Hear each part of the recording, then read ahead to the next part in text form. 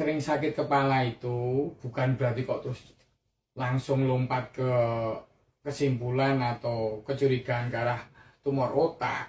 Begitu yang sering saya dapatin.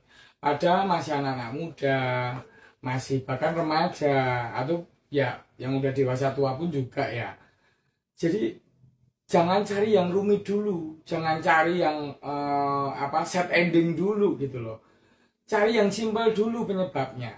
Sakit kepala memang macam-macam ya, jadi ada nyeri kepala, tension headache akibat ketegangan otot leher, kepala, leher dan bahu, punggung. Terus kemudian juga ada nyeri kepala klaster. Nyeri kepala klaster itu satu bagian tertentu yang timbulnya pada saat-saat tertentu, umumnya pada saat kelelahan. Kemudian ada nyeri kepala migrain. Terus kemudian ada lain lagi vertigo. Kalau vertigo itu ciri khasnya itu berputar, dunia berputar, keseimbangan terganggu. Itu karena gangguan ringan keseimbangan saraf vestibular di sini. Tetapi umumnya karena kelelahan, kurang tidur atau kurang vitamin B kalau migrain itu. Tapi kalau kok nyeri kepala kok sering, terus kemudian browsing di internet, ya akhirnya terjadilah lompatan logika. Mikirnya ke arah tumor otak atau kanker kayak gitu. Nah sedangkan otak itu akan memberi, kalau ada sesuatu di otak, entah sebiji jagung kayak atau sebiji isi jeruk di dalam kepala kita, itu akan memberikan gejala neurologis yang lumayan kelihatan dari awalannya itu, biarpun itu misalnya masih gejala awal.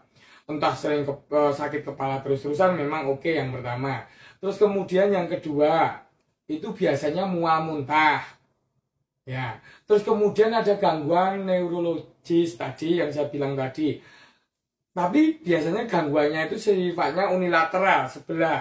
Misalnya jemper tangan kiri atau kaki kiri lemah, umumnya separuh tubuh. Atau juga gangguan yang di saraf saraf yang di dekat otak. Ya, misalnya itu gangguan pandangan kabur atau mungkin tertutup sebelah, atau gangguan berbicara gitu. Terus kemudian mungkin ada gangguan mengalan dan yang lain-lain begitu. Tapi umumnya gejala-gejala itu sifatnya itu progresifnya memang bisa pelan. Tetapi umumnya gejala-gejala awal itu cukup lengkap ketika orang ada gejala misalnya ada massa atau tumor atau kanker di otaknya. Jadi jangan lompat logika dulu, itu akan membangun kecemasan-kecemasan baru.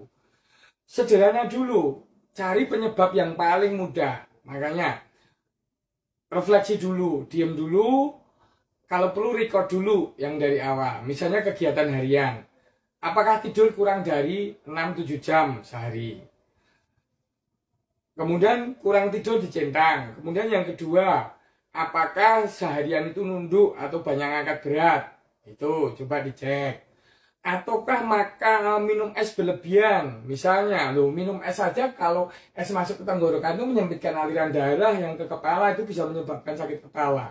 Coba aja menelan 1 sendok es krim, pasti kepalanya agak pusing sedikit gitu.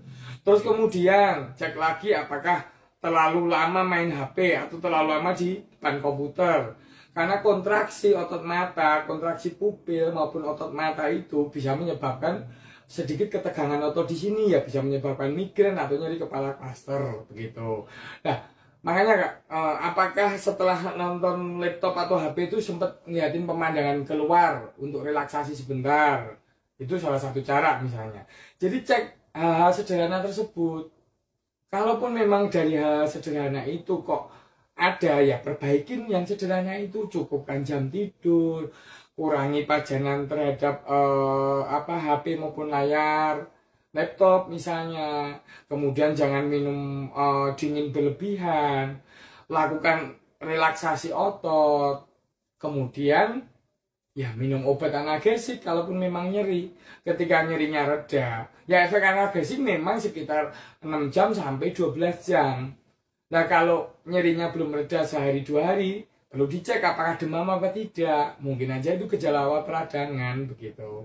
Jadi jangan melakukan lompat logika atau jump to conclusion.